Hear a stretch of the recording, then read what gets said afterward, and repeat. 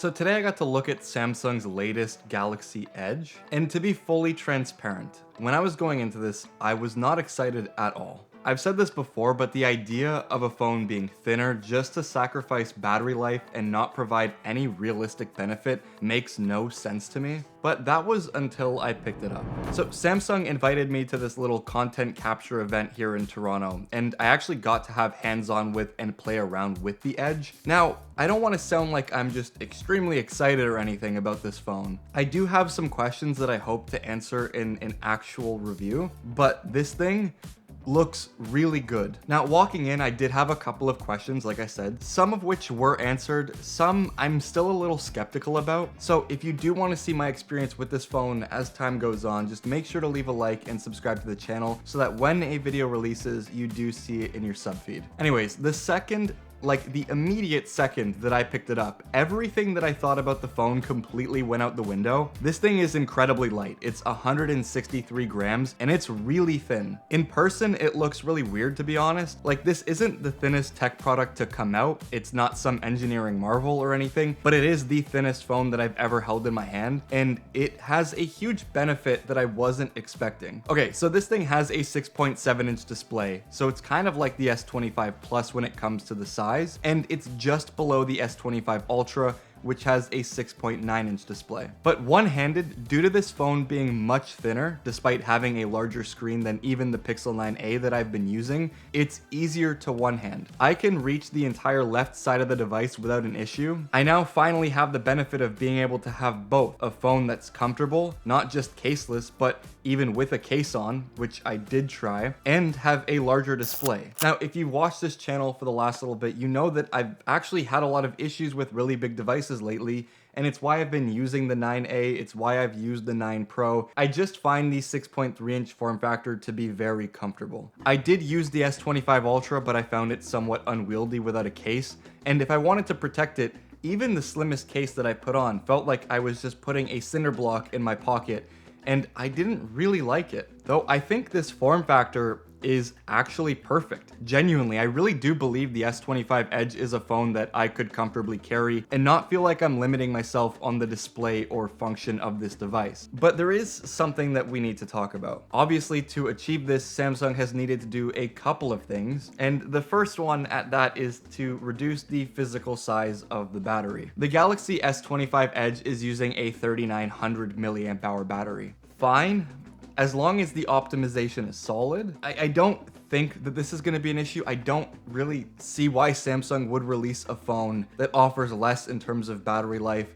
But I do have some concerns about that. I actually asked if the 8th Gen Elite inside of this device is going to be underclocked or undervolted in any way to accommodate for the fact that this device is thinner and obviously has less cooling potential. I was told no, and that this is actually the same SoC that's in the S25 Ultra. This could be wrong. I just want to make this very clear that we only really got a small spec sheet. There wasn't like really any real technical specifications, and I wasn't able to like benchmark these devices and do crazy things like that when I actually had my hands on them. So when this video goes live is when everything about this device from Samsung is actually going live, and when you'll see it, there is still some information that I don't exactly have yet. I'm just putting that out there because I don't want to make like ridiculous assumptions. But if this 8 Elite is not tweaked in any way, I have concerns about thermal throttling in anything that is going to put any sustained stress on the device, like in gaming. Also, once again, this is speculative. It might get hotter as the phone will have a thinner or at least smaller vapor chamber than the S25 Ultra. And again, if this is running at full tilt like I was told with the same sort of performance across these devices, I really do feel like that will impact battery life, which is unfortunate, but we'll just have to wait and see until we actually get it in our hands. I was told very clearly though that this is going to be an all-day battery life. They claim about 24 hours of video playback on this phone, so it is a good sign at least. As for the specs though, this thing actually is pretty stacked. So there's a 256 gig and a 512 gig model, and there's two colors, at least here in Canada, the titanium silver and titanium jet black. I have to say the titanium silver looks absolutely insane. especially with one of their official cases. This is a combo that I genuinely see myself using, so I am hoping for the best when it comes to this device. There's a 200 megapixel main 1x camera, and the selfie and ultra wide camera are both 12 megapixels. This is something that, to be honest, is actually fine. I've been using devices lately that don't have telephotos. It's not something that I thought would be okay with me, but it's a compromise that isn't actually as bad as it seems because the S25 Edge is using the 200 megapixel sensor. When it comes to like 10 times telephoto and actually cropping in, you still do retain quite a bit of detail. So even though it's not a true telephoto lens, I think for like a majority of people that are going to be using this phone, I really don't see that being a problem. And just like the S25 series of devices, you actually can shoot in log on this thing, which is super cool. I'm sure that a couple of you will care about that. And it does just sit below the S25 Ultra. It's a couple $100 cheaper than the Ultra here in Canada, which does push it above the S25 Plus. Just to make something clear though, the Ultra is still their like top end flagship. Aside from the Fold, that's a whole different series. So when it comes to those extra features like having the S Pen, of course, the Edge isn't going to have that. I just think that this is another offering that's trying to fill a hole in the market, or at least an experimental hole in the market. I am hoping for the best with this phone. I look at this as a high-end prosumer device that obviously isn't for everyone,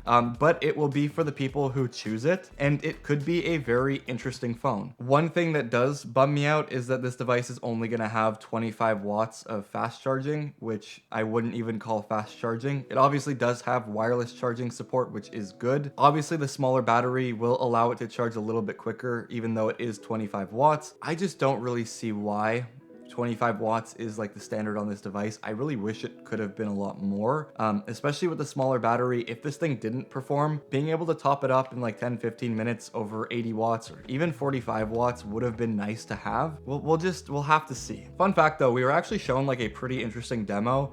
If you're in Canada and you know what a toonie is, the little $2 coins, if you take 3 of them and stack them together, that's actually how thin the S25 Edge is. And the toonies actually weigh less than the phone, which is wild to think about. Like, it is actually incredibly light and feels very unnatural when you hold it. I will say one thing that is cool is that they're using Gorilla Glass Victus on the back of the device, and on the front they're using Gorilla Glass ceramic. So when it comes to the durability, it's something that I actually think will hold up pretty well. I did try to bend the device, which obviously it's not my phone. It's not something that I could have really gotten away with it if it happened to bend, but I was putting a decent amount of pressure on the device without forcing myself, I will say.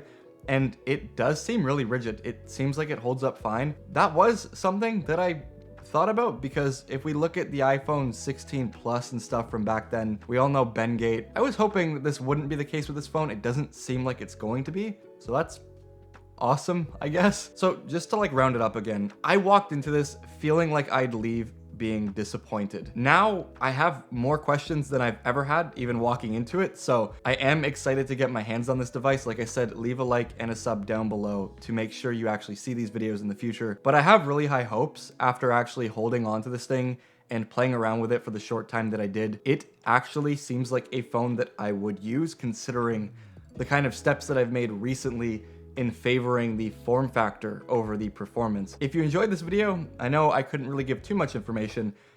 Your support is always appreciated. And if you've watched all the way through, dropping an alligator emoji down in the comments below does show me who all the real ones are, and it helps the channel out a ton. So thank you for watching. I'll see you all in the next one, and peace out.